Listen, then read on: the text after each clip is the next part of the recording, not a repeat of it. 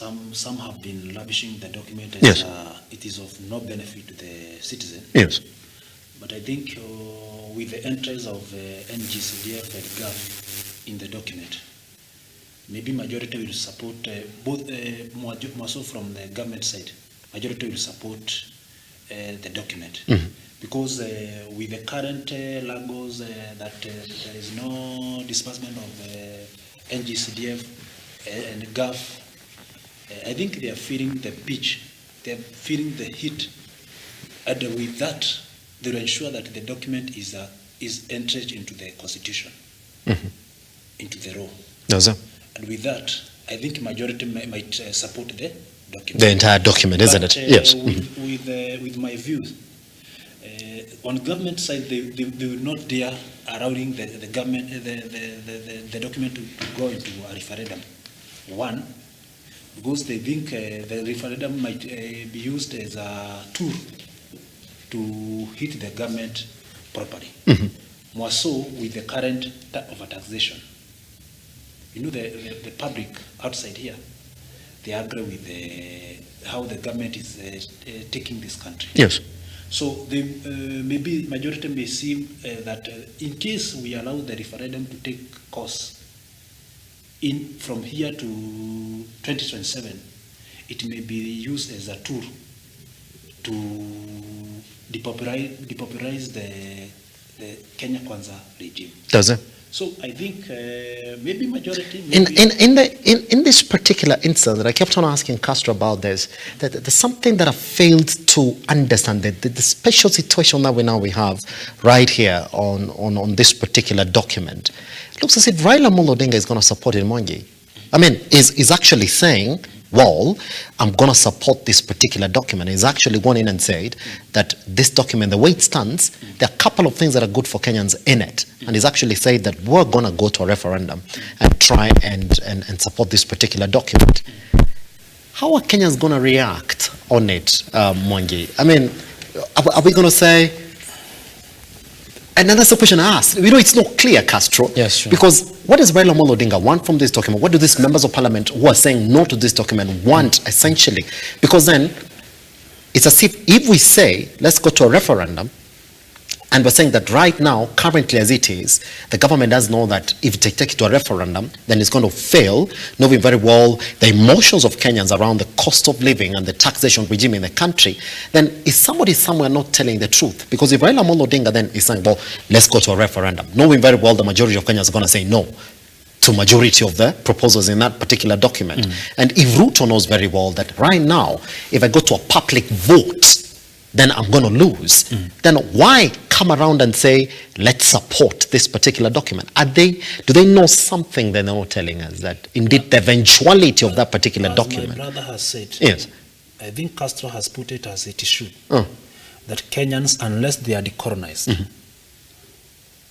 majority, I say majority, almost 80%, yes, they are used as a voting machine. Their work is to vote. They follow whatever their kingpins, the route they follow, that's where they follow. yes, But I think if somehow the people we take the document in a very serious manner, we put our politics aside, those who in the government side and those who in the opposition. yes, I think the government the document has some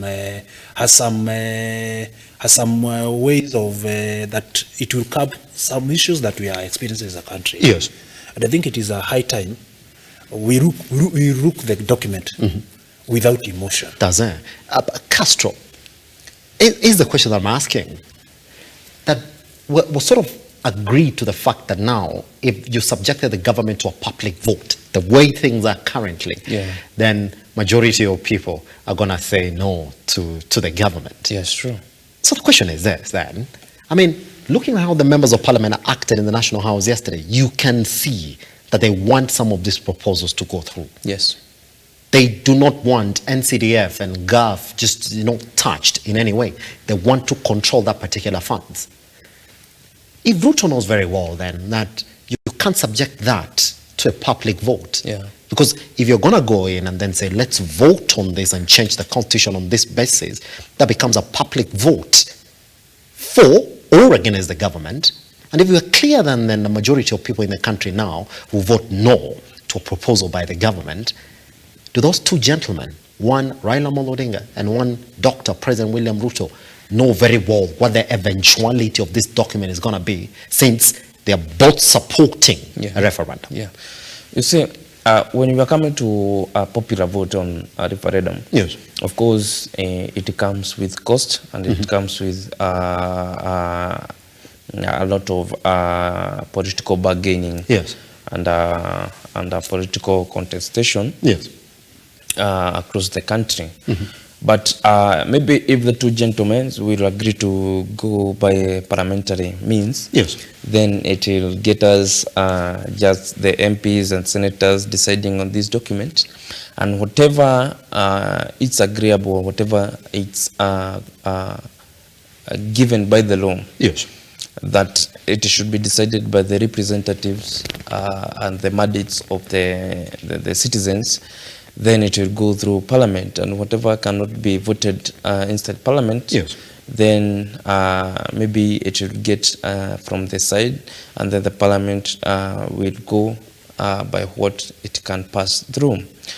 But having said that, of course, there is a contestation now between the president and the official opposition, yes, Raila Odinga, because from the statement that former Prime Minister read, it is clear, and from my speculation, it was clear that we have to decide between the three whether we want a hybrid, whether we want parliamentary or presidential, and that can only be given through a referendum on a popular, because the people, it is the people who can only decide about the structures of this government, yes, and the change of the system of governance. Then we can conclude that for Raila Amolo Odinga, he wanted through the people and by the people and for the people. And President William Ruto, of course, has suggested that this document will be tabled in the National Assembly for the MPs to interrogate, to debate, and of course to give it the light of the day. yes. And if we get back to the time of BBI, there was a contestation between the economy and the BBI. And by that time, we had a very sharp and swift opposing side. By that time, they were named as Tanga, who the member of parliament and the likes of some of us, we were supporting William Ruto by that time. Yes. And being named Tanga, they sharply opposed the BBI, and they were very meticulous on driving their political message, because they said it is not time for BBI, yes, and a change of the constitution, rather than it is time to change the economy of this country. We are also at such a time, NADCO is proposing a change of the constitution, a change of policies and the law, when every Kenyan feels that it is time that this economy should be made. So the same situation is getting us at this time when we have a different government. The people who are opposing BBI and actually prioritizing economy, of course, it's here also proposing a report of a constitutional change, and taxed also to make the economy.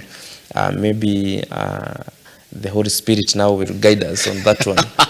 But I believe, and I can see that the opposition is supporting NADCO, and also government is also supporting the NADCO report.